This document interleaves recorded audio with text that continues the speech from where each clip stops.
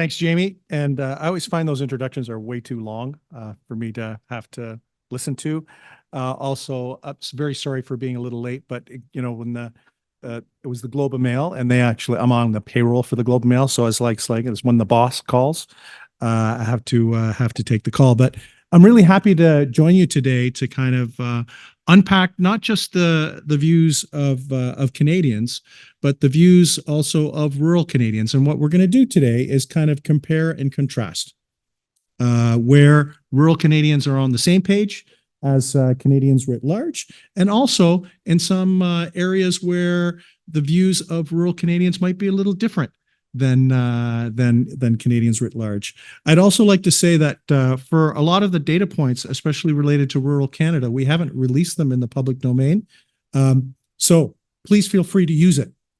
So I was telling Jamie that we'd be happy with the school to share and publicly post all of my slides and all of the data, and we'll be also posting it after the talk. I'll call my shop to put it on our website, so that for anyone else in any other part of the country who might be interested in comparing and contrasting Canadians and different types of Canadians that live in different type of communities, that can take place.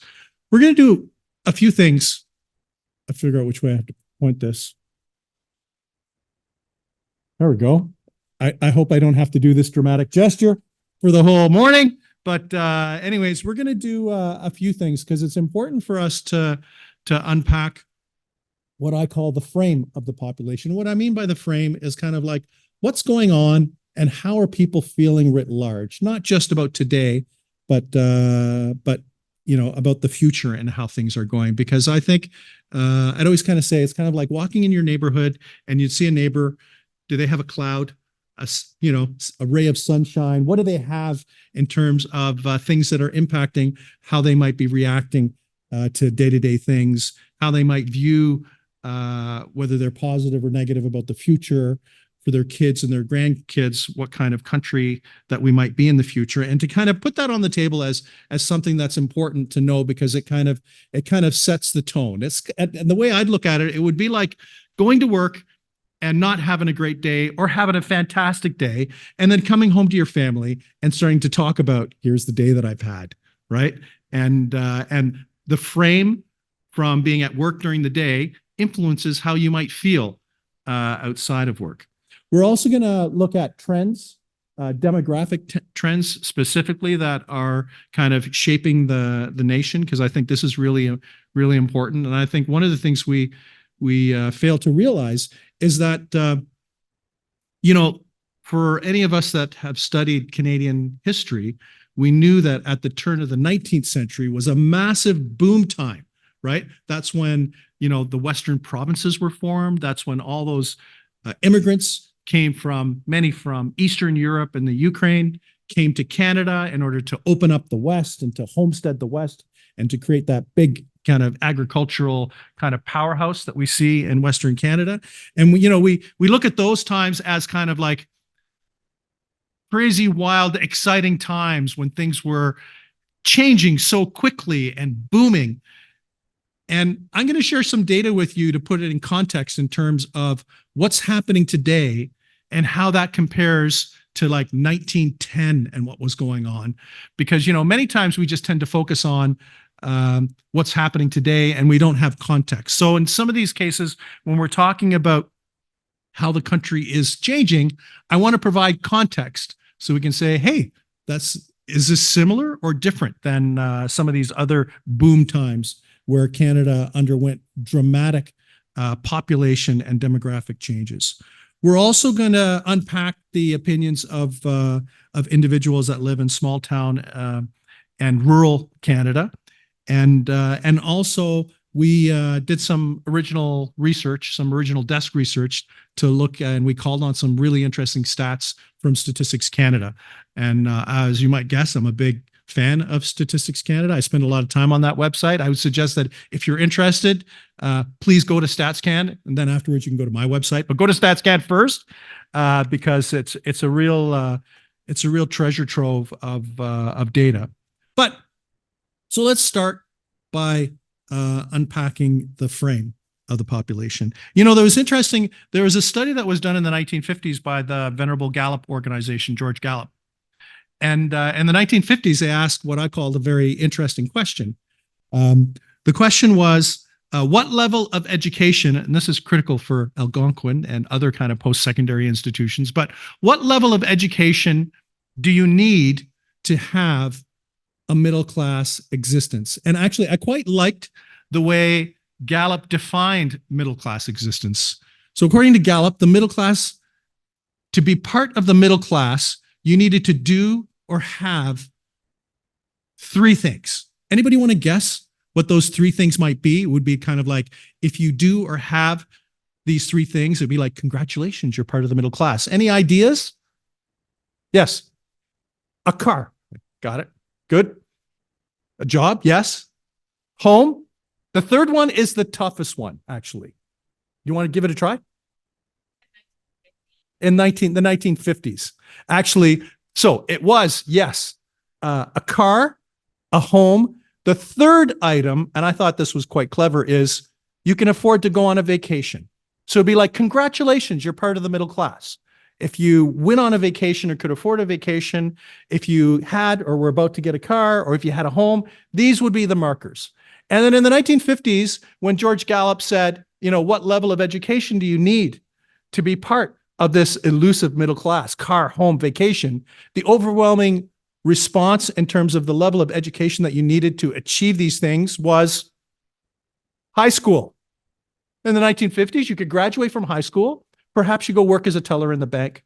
Perhaps you go work in a grocery store. Perhaps you work in a men's or ladies' clothing store. And then automatically you would be earning a living wage. And you start be thinking about, you know, am I going to buy a car? Where am I going to go on vacation? Can I start to save money in terms of buying a home? The other thing in the 1950s is that you started your path, or many individuals started their path, and there was no debt. You'd graduate from high school, and although this wasn't in my bio, I went to high school in Oshawa, and I'm old enough that when I graduated, at that time there was grade 13. You remember, for those of us who had grade 13, General Motors came to the school on the last day of school, and General Motors said, anybody interested in going to GMI in Flint, Michigan to maybe learn about business degree, mechanical engineering, stuff like that? Put up your hand. You know, what are your, and then you'd be like, we'd like to talk to you separately. Anyone here interested in learning a trade? Anyone here interested in going on the line, where the employer, in that particular case, in Oshawa, the major employer being General Motors, would come to the school, and that you could start a path where I had friends that ended up working in General Motors head office in Oshawa, right? As like engineers, process engineers, managers, and stuff. And then I had other friends that went and worked in the plant. But they could, the reality is that they could start. So, same question asked from the 1950s, 70 years later. What level of education do you need for that elusive middle class existence? Car, home, and vacation. And the overwhelming response in 70 years later is college or university. Except now we have young people, and I'm sure, you know, I always speak to the data, but there are always many anecdotes, but we all know young people who might have studied something and gone to college or university, and they might not be in the field that they want or that they studied for. Now we have young people who are graduating from college or university, and there's probably a likelihood that they might have some sort of debt as a result of going to school. Now we have people who are attending college and university, and they're just having more difficulty than in the past. And why this is important in terms of the frame, and I think this is exceptionally important for young people, is that young people are doing everything that they're told to do, and they are hardworking. It's kind of like, you know, so for me, as you might guess from my last name, my mother was Greek. She had a grade 4 education. My dad had a grade 5 education, but, you know, not very much education. And they would always say, my parents would always say, go to school. And then the Greek mother that knew certain things, and she was very accomplished at what she did. She was a retail, she managed a clothing store, a women's clothing store. But for her, it was like, Learn how to use a computer. If you can learn how to use a computer, you could probably get a good job. So now the thing is that young people are doing everything that they're told. They work hard during high school. They go to college or university. And what I'll say, I won't say that the social contract is broken, but it is under stress. Because just think for young people who are doing everything that they're told to do, and then the polling shows they're struggling to pay for the groceries, or they never think that they'll ever be able to afford to own a home, or they're just struggling to pay for the rent. So you have to think of the frame of folks where there's a generation now, not like me, like, and not in my bio. My wife and I have 4 kids. And, we'd have these, I don't know if any of you have had these discussions, but we'd have discussions like, we'd be sitting on the side porch and I'd say, when you grow up, when you have a family, what kind of vacation are you going to go on? Or what kind of house are you going to live in and stuff like that? And for the Nanos brothers, I'd have comments like, well, Dad, we're never going to be able to live in a house like the house that we grew up in. And then I'd say, can I tell you something? When I was your age, I didn't think about that, but I wasn't defeated. I didn't think about the type of house that I was going to live in. I didn't think about the type of vacation that I would have, but I was not defeated from the get-go saying that I will not be able to go on the same type of vacation that I grew up in, or that I would not be able to live in that same type of house. But let's look at some data, because what's interesting here is that when we look at people's perceptions of future generations and their standard of living, you can see here, and this trend line started in May 2012, and the most recent wave is in February. And you can see that right now, at least 2 out of every 3 Canadians believe that the next generation will have a lower rather than a higher standard of living, and only 11%. So this goes back to what I said at the beginning. You're walking down your neighborhood, 10 neighbors walk by. One of those neighbors are thinking, you know what, my kids will probably have a higher standard of living than I have. But that 2 out of every 3 of those neighbors, or more than almost 7 out of 10, would be thinking that their kids will have a lower standard of living. What's interesting here, especially when you look at the long-term trend, is I remember when we first asked this question over a decade ago, and you can see at the very beginning of the trend line, 37% thought that people would have a lower standard of living, and 26 higher, and 26 the same. And I remember looking at that and going, that wasn't a very good number. Like, I was expecting something a little more hopeful.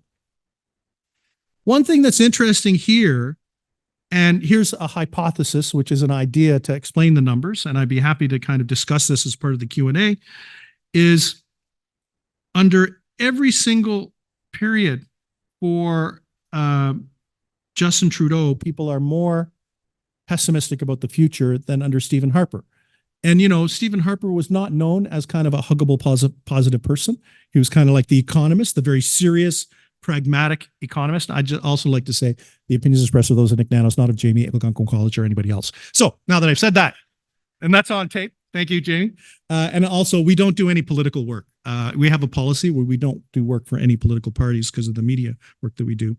But one of the things, and here's the hypothesis that I have, is that back in 2012, when people were a little more positive, not super positive, but a little more positive, one thing that may explain that was that, under the Harper government, whether you like or dislike the Harper government, they had what I would call a prosperity narrative.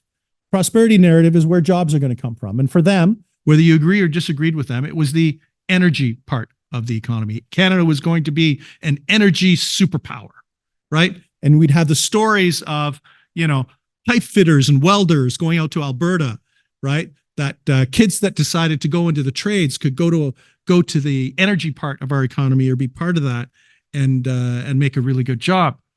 And think of what the prosperity narrative is now. And this goes back to kind of what I said. My mother said, get a job learning a computer because she knew that computers were the biggest thing.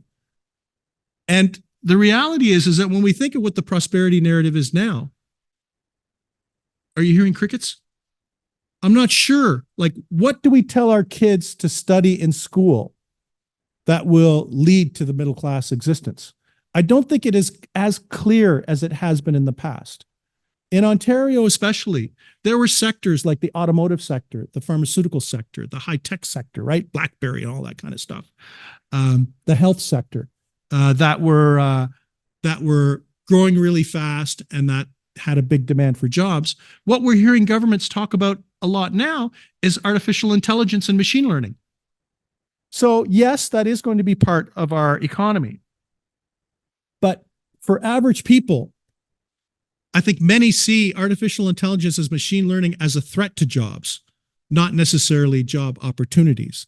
I think when I grew up, it's like the automotive sector, because I grew up in Oshawa, it was kind of like the more cars that are produced, the more people they will need to employ, the more people that buy General Motors products, the better that it is for the community, that it was a very transparent process. Now we have massive companies that are larger than General Motors that have 1/10 of the labor force. In the past, there was a direct connection between the size of an enterprise and employees. Big was good, right? Like if you worked for a large company, you knew that it actually created jobs. And actually, the more successful a company was, it had to add more jobs and employ more people. Now we have companies that are very successful and they have small workforces, and they're always looking at making those small workforces even smaller. But let's unpack for a second the views on this particular question, standard of living, unpack the difference between individuals that live in rural Canada versus urban Canada. And what you can see here is the national average, urban and rural. And you can see that if you happen to live in rural Canada, that you are more likely to be pessimistic than optimistic about the future standard of living. You can see that the urban lower standard of living number is 66%. If you happen to be an individual that lives in rural Canada, that goes up to about 75%. The higher proportion is about the same, 1 in 10. But you can see that there are just fewer people in rural Canada that think that it'll be the same standard of living compared to urban Canada, and that there's a little more pessimism. And this is how we're going to unpack our discussion today. We'll have a little bit of a chat about the national frame, and then we're going to say, here's where the views are the same, and here's where the views are different in terms of rural Canadians and Canadians that live in urban settings. And what's interesting is that when we ask Canadians about their level of satisfaction, and this is I consider this like the report card, right? It'd be like getting the report card in school. This is a satisfaction score out of 10. And you can see here that at least back in 2021, that about 3/4 of Canadians writ large were satisfied to one extent or another with Canada as a country. And that's basically the question. How satisfied are you with Canada as a country? Where you can get a score from 0 to 10, but you can see at least in the last 4 years that the proportion of Canadians that are satisfied with Canada, the country, has declined. You can see 22 percentage points. The mean number is like the average. So it's kind of like the 7.2 in 2021, that's like a B, right? 72%. 2022, we go into C plus territory. 2023, still kind of C plus. 2024, now we're into D territory.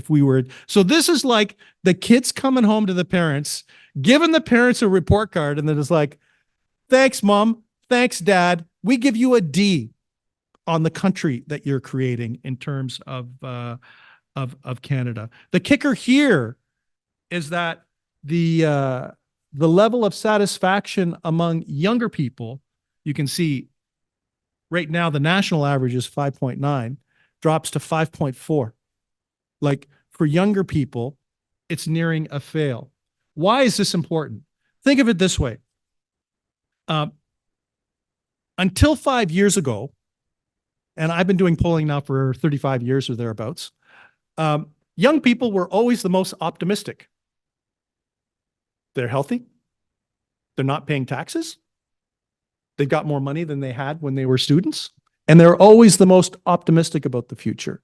Now, in the last 5 years, young people have gone from being the most optimistic cohort to being the most pessimistic. especially in the wake of the pandemic. And you have to think of young people during the pandemic undergoing financial stress, undergoing social stress, emotional stress, right? Many being frontline workers in the hospitality and the healthcare frontline workers dealing with people, and many young people being isolated.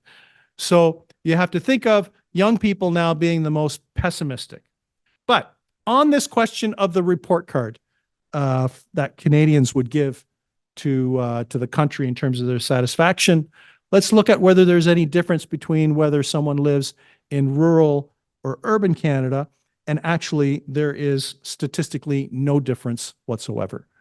So in terms of overall satisfaction with the country, what's very clear, at least mathematically, is that rural people feel about the same as urban people in terms of their satisfaction. You can see the average or mean score is 6.0 compared to urban people at 5.9, but for all intents and purposes, about the same proportion of rural and urban people being satisfied, neutral, or unsatisfied with Canada as a country. So when we think of this narrative and how people feel about the country and how you might feel about the country, there's really no difference depending on the size of the community that you live in. And you know, what's interesting is that when we unpack people's worries, specifically their worry about paying for housing, you can see that at least back in 2020, when we asked Canadians about how worried they were in paying for housing, whether it's rent or a mortgage, but paying for housing in the next 30 days, that, you know, back in 2020 and 2021, that really pretty small minority of Canadians, only 1 out of every 5 Canadians were outright worried. And then another 11% were somewhat worried about whether they'd be able to pay for housing in the next 30 days. So, but what you can see at least is that fast forward to February 2024, is that number almost has doubled in terms of worry. And, you know, the other thing is that when we look at young people and their level of worry about paying for housing costs, it is much higher than individuals who are middle-aged. And there's an even greater difference between people who are young and individuals that are over 55 years of age who are not worried about stuff. So it's kind of interesting, the dynamic that we see right now in terms of the pandemic, the cost of living. You know, if you're over 55 years of age, you're thinking, yeah, it's not too bad. But if you are under 35 years of age, it is an absolute calamity in terms of the level of concern and worry that you have when it comes to paying for housing costs. And, you know, what's interesting about the dynamic is that during the pandemic, and I'm sure you saw this in a frontline way, there are a lot of people that were thinking, do I need to live in the city? Maybe I'll decide to live in a rural area. Maybe I'll, you know, live at the cottage, spend more time in a cottage-like environment afterwards, and look at a lot of different changes related to housing.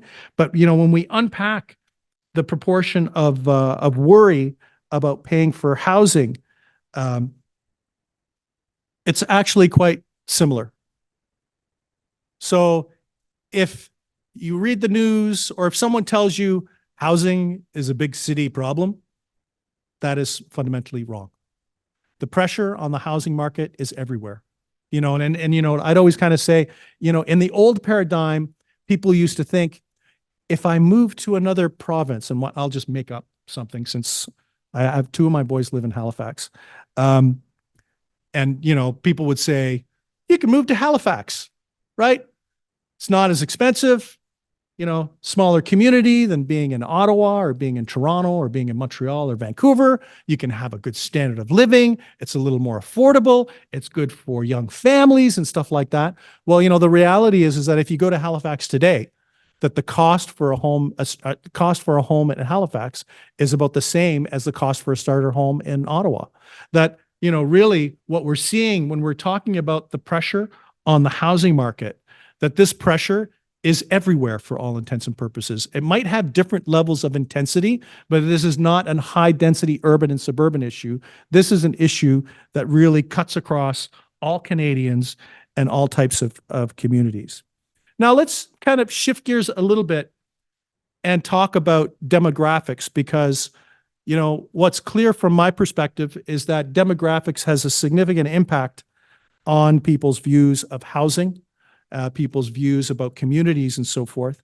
And, at the very beginning, I talked about, 1910 and the turn of the century and the entry of a lot of new Canadians into the country, especially to kind of open up the West.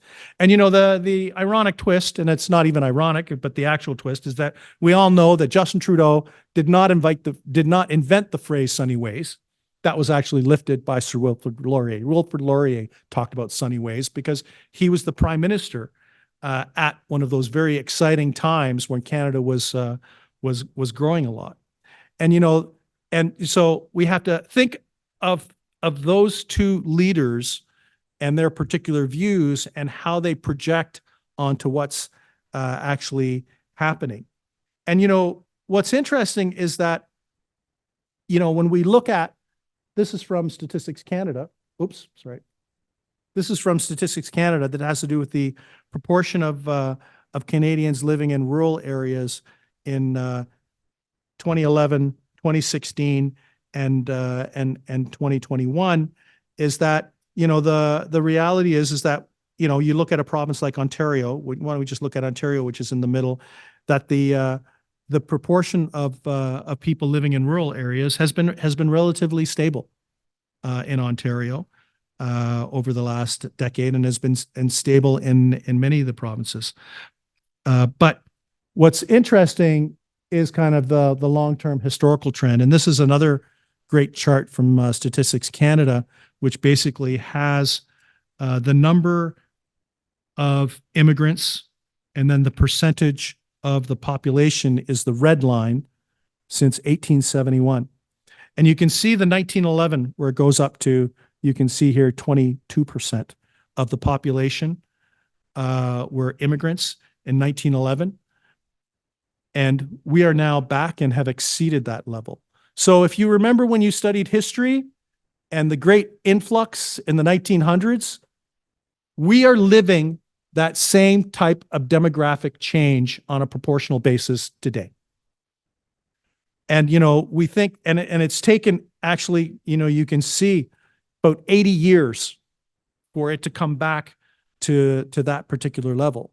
So I use this as context that many times we think of those other times, like at the turn of the century when Canada was actually advertising for people to come into the country, advertising especially for people in the agricultural sector to come in and settle the West, that realistically, empirically, from a statistics point of view, that level of immigration is at the same or perhaps even lower because these numbers are still trending up in terms of the proportion of immigrants to the total population. So when we think about the change that we're feeling today, it is actually very similar to the change from over 100 years ago under Sir Wilfrid Laurier. And what's interesting is that we know that from our polling is that Canadians traditionally and consistently support immigration. I'd just like to say that. It's never, ever changed, but they want orderly immigration, right? It's kind of, and I think a lot of it has to do with the conditions under which people came in. It's kind of like joining the club. If you joined a club and it had certain rules, for all the new members that come in, you'd be like, yeah, we'll have new members. We just want them to go through the same rules and hoops that we did. And Canadians have the same kind of view that for the vast majority of Canadians that went through the traditional immigration process, they don't have an issue with more new Canadians coming in that go through that process. They get a little antsy, so to speak, when they might irregularly show up at the border in Manitoba in the middle of the winter, or at the Quebec border, and they try to cross over and are claiming asylum status from, and I know this is being recorded, so I'll be a little nicer, asylum from being in the United States, because the United States is a dangerous country. So I say that as context in terms of overall support, but this is not a blank check. It is not carte blanche, this support that we have for immigration. And I think, what we've learned at least is that when we look at the current levels of immigration, which for the current government, for immigration, setting aside foreign students, it's between 400 and 500,000 individuals. You can see at least over the last 3 years that that the proportion of Canadians that think that we should be accepting fewer than, I'll call it, the ambitious level that we're at now, is actually on the rise and up a full 21 percentage points over the last while. So what we're putting on the table is that people are not against immigration, but they just might be viewing that this level of immigration might be a little high. The other problem with the work that I have is I'm doing like 40 studies simultaneously, so there are always other stats that I can think of. And one of the other research projects that we did suggests that Canadians are good with immigration levels, but they should be tied to housing. So people are like, okay, we're going to bring 400,000 people into Canada, which is basically the equivalent of the city of Hamilton. We're going to bring Hamilton. Be like, welcome Hamilton to Canada every year. But then the question would be, where are they going to live? Do we have the social programs to help these people integrate into the country? Do we have schools? Do we have doctors? Do we have the hospitals necessary to bring the equivalent of the city, the size of Hamilton, into our country? And what the research suggests is that we haven't done a good job in terms of, we set a target, but there was nothing behind the target in terms of what the federal government was doing with provincial governments and municipalities to prepare them to accept all these new people into our country. And, I would always kind of say, half seriously, half jokingly, that that's all the federal government would have to do to make people feel better about the level of immigration, would be to say, we're working with the provinces and municipalities on our immigration policy to make sure that it all works together. But when they hear that there's not the level of coordination that they would expect, we see numbers where people think, you know what, if we are not prepared and do not have the infrastructure, the housing, the social housing, the educational facilities, the health facilities to take in all of these new people, that perhaps we should be accepting fewer so that the transition, in fairness to the new Canadians that we're bringing, that the transition can be a positive one, as opposed to them showing up, not being able to get a doctor, not being able to get a dentist, not, being in schools that are packed or underfunded, not being able to access healthcare, and for that to take place. The other interesting thing is that although the proportion, when we're talking about rural populations, has kind of been generally static, there have been some interesting things that are happening in terms of the composition of rural communities. And I thought this was quite interesting. So back in 1971, and these are from StatsCan. So this is like a 30-year comparison from StatsCan. So back in 1971, 13% of rural residents were immigrants. 27% of urban residents were immigrants. And what you can see here is that the trend is that immigrants are more likely to be in the high-density urban areas and less likely to be in the rural areas. And on a per capita basis, there are fewer new Canadians or immigrants in rural parts of Canada today on a percentage basis compared to 1971. That it's dropped from 13% of the population to 8% of the population. And conversely, where those numbers have ramped up, have been in urban areas. And another stat when we're talking about what's happening in rural communities, and I wanted to pull this up, Indigenous populations, because there's a significant focus on Indigenous populations, and we do know mathematically that Indigenous populations are among the fastest growing parts of our population. And you can see back in, and these are from StatsCan also. So on the one hand, there are fewer immigrants in rural areas, But as a proportion of the total population, rural areas are more likely to have Indigenous people today compared to back in 1986, where 1% were rural, less than 1% were urban.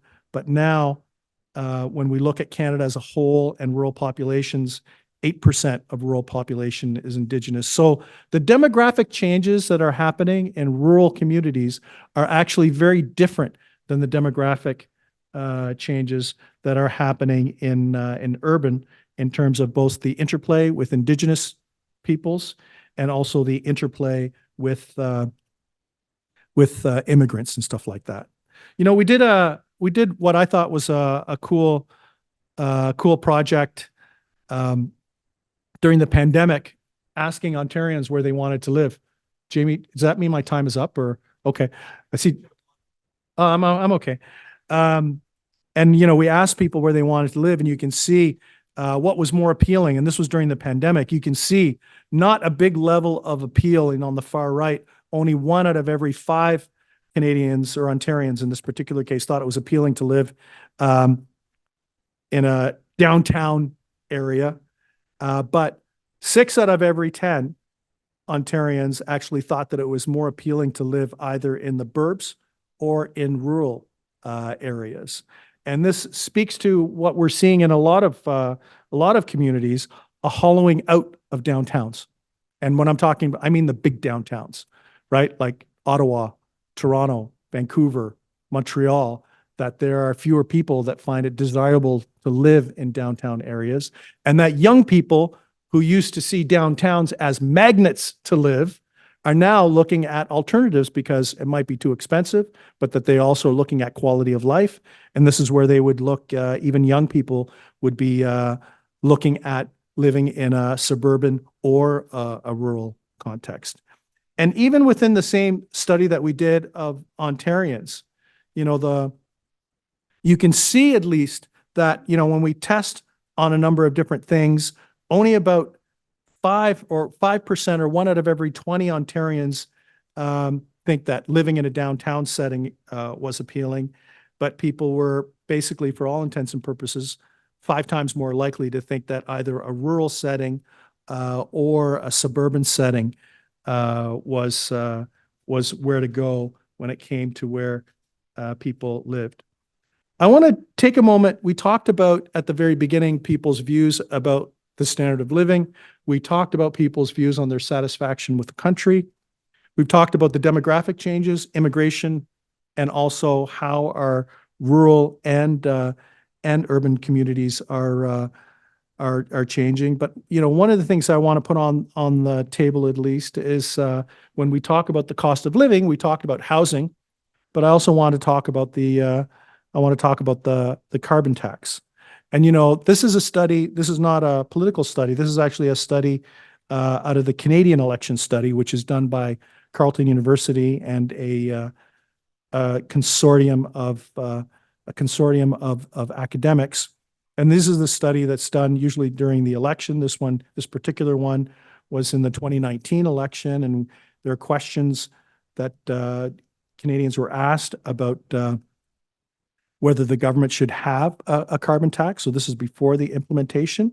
And you can see, you know, the yellow is urban, blue is rural. You can see pretty noticeable differences between rural and urban Canadians on their views about whether a carbon tax, at that time at least, was the right way to go in terms of reducing greenhouse gases. The other thing is that in the same Canada election study, and I've kind of highlighted things that I thought were kind of interesting, that rural Canadians were more likely to be what I'll call traditionalists. And what I mean by that is, you know, they would be more likely to agree with statements to say, you know what, we'd have fewer problems as a country if we just focused on our traditions, right? There are things that this country is about, right? And if we focused on those positive things that Canada is about, we'd probably have fewer problems. So you have to think of rural Canada as a place of, I don't know if tradition is the right word. I know that was the word that was used in the particular study, but taking comfort in comfort, if you know what I mean. There is such a thing as the good old days. There is a reason why Canada has been successful as a country, and that if we focused, I guess we'd say, stick to the knitting in terms of why Canada has been a success since 1867. If we focus more on that and less on newer things and other things, that perhaps we would have fewer problems. And the one thing that's quite interesting is that we talk a lot about alienation. In the same Canada election study, when we ask about whether individuals think that the government cares or doesn't care what people think, that if you happen to live in rural Canada, you can see a strongly agree number is noticeably higher, the blue, than the urban number, where rural Canadians are much more likely to strongly agree that the government doesn't care much about what people like me think. So there's a particular dynamic going on. It's kind of like government's not focused on our traditions and things that made our country great. That's why we have the problems that we have. They don't listen to us, right? We're changing in different ways. And as a result, there's a particular disconnect there. One thing that I found interesting, and I know this chart might be harder to read, has to do with the level of education and the comparison of level of education of individuals that live in rural versus urban Ontario. And what I found quite striking is that you can see that that urban residents actually still do quite well in terms of the proportion of individuals that have university, post-secondary institutions. But you can see over time, there just happen to be more and more individuals. We talked about the question that I asked at the very beginning in terms of high school. When you go back to 1976, a majority of individuals that lived in both rural and urban Canada had no certificate, diploma, or degree, or even less than a high school level education. This is my second last slide, and then Jamie, I'm going to open it up because we are going to take questions, right? Yep. Second last slide. We had that one question that I asked, how satisfied are you with Canada as a country? The other thing that we've done is look at contributors to Canada being a better country. And you can see the first darker bar is from 2021. And as you go to the right, like for example, within Canada's universities and colleges, we get more current. The good news for Algonquin is that, congratulations, Algonquin College. You're part of the solution. You're not part of the problem. That Canada's universities and college sectors are more likely to score higher as contributors to Canada being a better country, much more likely to score higher than our House of Commons, than our Senate, than our elected officials, and our Governor General. But what you can see, I think at least, is that the two pillars are Canada's university and college sector and Canada's health sector. And sometimes when I present this particular stat, people are a bit surprised because there are lots of things in the news suggesting that our education and our healthcare systems are messed up. But the reality is that when we ask Canadians, they're more likely to say that those two things do a good job and are contributors to Canada being a better country. What does this mean? This means that if we, as a country, mess up our education system and create a crisis, or if there's a crisis in our healthcare system, then in my opinion, everything else kind of unravels. Because, think of it this way. When you think of those two institutions, one is geared towards young people and competitiveness in the economy, and the other one is geared towards older people, middle-aged and older people. And both of those things are fundamentally critical to the fabric of our country. So with that, I'm going to wind down and open the floor to questions, and I'd be happy to take any questions and also have a drink of water. But the key takeaway here is that, yes, there are some similarities in terms of what rural Canadians think. on a lot of the big issues, but there are also some significant differences. And the change that's happening in Canada, and this is the context piece, and if there's one thing that I want you to remember, is that the pace of change that's happening now is like the boom time of 1910. But the change that is occurring is different in the cities are different than the change that is occurring in rural Canada. So with that, thank you very much for your attention, and I'd be happy to take any questions.